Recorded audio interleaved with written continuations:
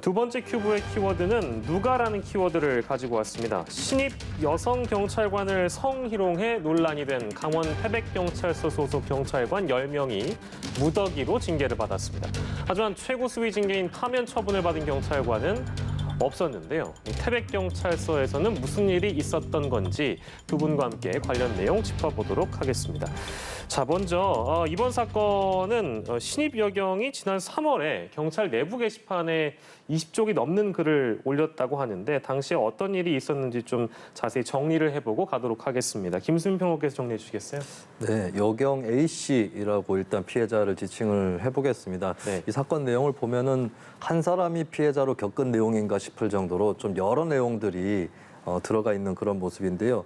일단 지난 3월에 경찰 내부 게시판에 토로했었던 그 내용들을 좀 소개를 해드리면 첫 번째 종류는 이제 그 신입 여경 A씨를 상대로 한 언어적 성폭력들입니다. 그러니까 직접적인 언어 성폭력인데 뭐 음란하게 생겼다라든지 예. 또 일을 배울 땐 가슴을 들이밀고 배워야 한다 뭐 이런 류의 언어적 성폭력이 첫 번째 있었고요. 그리고 두 번째는 어떤 그 사생활이라든지 이런 것들을 뭐 이렇게 발설하고 다니는 그런 또 사람들이 있었습니다. 그러니까 전 연인 같은 경우도 이 A 씨의 사생활을 밝히고 다니는 이런 행각이 있었고 또 동료 경찰관 같은 경우는 어떤 그 A 씨와 잠자리를 가졌다고 허위 사실까지 얘기를 하고 다니는 예. 그런 일이 또 있었습니다. 그리고 또 한편으로는 휴게실에 있는 사물함에 그 A 씨의 속옷 위에 꽃을 올려놓는 그런 행동을 하는 그런 사람들도 있었고요. 예. 그리고 이런 부분들이 이제 제대로 경찰 내부에서 해결되지 않았다라고 하는 게 또 가장 중요한 부분이 아닌가 싶습니다. 그렇기 때문에 결국에 A 씨가 경찰 내부망에 지금까지의 최근까지 고충을 토로하면서 죽을 만큼 힘들다라고 호소를 하게 된 것이죠. 예. 김수민 평론가께서 내용을 정리를 해주셨는데 시청자 여러분들께서는 어떻게 들으셨는지 모르겠습니다. 그래서 여기 연루돼 있는 이제 가해자들이라고 부른다면 어떤 징계를 받았는가?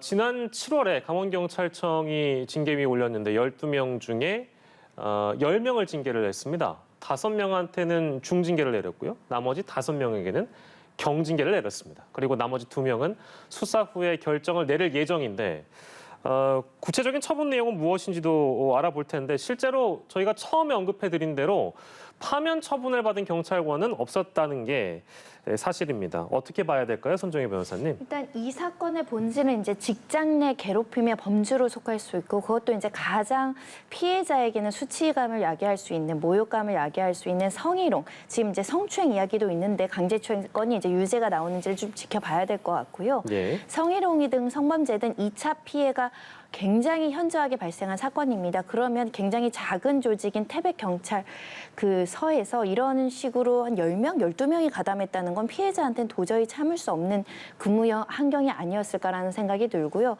그런 측면에서 좀 더 엄중한 징계가 따라야 되는 사건이 아니었을까 보입니다. 2년 동안 이런 지속적인 성희롱이라든가 2차 가해가 가해졌다라는 것이고 그 때문에 한 5명 정도는 이제 중징계가 내려졌고 나머지 5명은 이제 가담범이나 이런 것들을 감안해서 경징계가 내려졌다라고 하는데 예. 피해자를 보호해야 될 경찰관들이 오히려 피해자를 양산하고 피해자에게 2차를 가해했다라는 측면에서는 사회적인 비난이 있을 수밖에 없는 사건입니다. 예, 2명은 수사 후에 이제 결정한다는 얘기 아니겠습니까? 근데 실제로 파면 처분도 가능할 수 있는 내용인 것인지 더불어서 법적으로 어느 정도의 처벌이 또 가능한 건지도 전망해 주시면 좋을 것 같은데요. 강제추행죄와 이제 명예훼손 혐의로 2명은 이제 수사가 진행되고 있고 아마 1, 2심, 3심까지 갈 개연성도 있는데요. 강제추행죄 같은 경우는 성범죄고 성범죄에 대해서는 굉장히 엄단하겠다. 예. 한 번만 비위가 적발되더라도 중징계 파면해임을 하겠다라는 게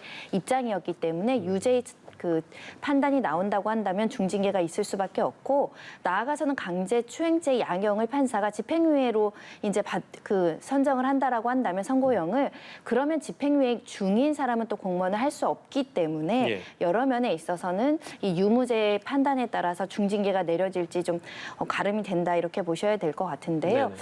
이 강제추행죄나 명예훼손죄나 피해자의 용서가 굉장히 중요한 제명입니다. 뭐 친고죄는 아니더라고 하더라도요. 강제추행죄는 근데 2차 가해가 이렇게 지속적으로 있었다고 한다면 피해자에게 용서받기도 어렵지 않을까 생각이 됩니다. 예.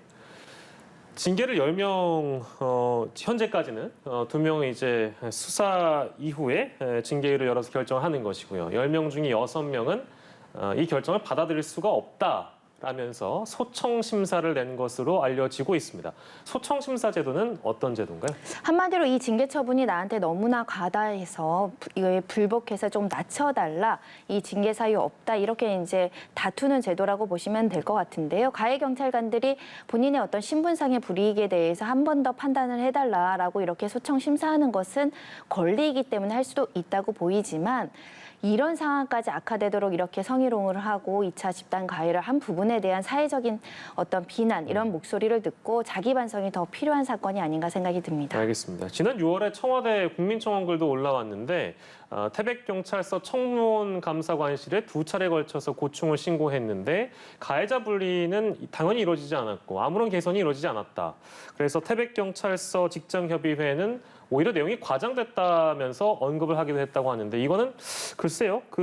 피해를 당한 분의 입장에서 생각해 본다면 명백한 2차 피해가 아닌가 이런 생각도 드는데요. 어떤 말씀 주시겠습니까?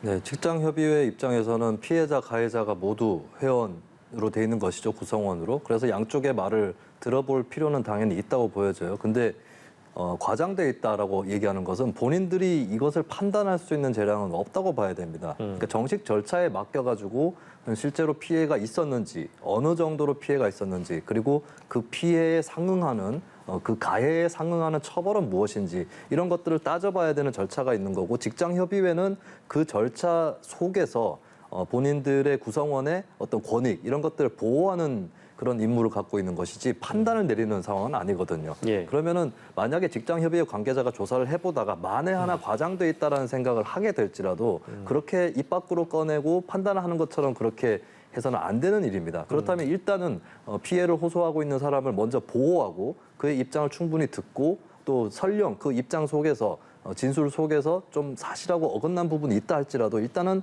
좀 변호사와 비슷한 심정으로 받아주고 예. 그리고 만약에 가해자로 지목된 사람이 좀 억울할 수 있다라고 느껴진다면 그것은 따로 별도로 조치를 취해야 될 일인 것이죠. 예. 그것을 뭉뚱그려가지고 이건 과장돼 있다라고 판단한 것 자체가 문제였다. 설령 과장돼 있는 것이 맞다는 그런 경우에 일지라도 그렇게 행동하는 해서는 안 되는 것이고 예. 이것은 2차 가해가 분명하다. 2차 피해라고 볼 수 있다. 저는 그렇게 봅니다. 알겠습니다.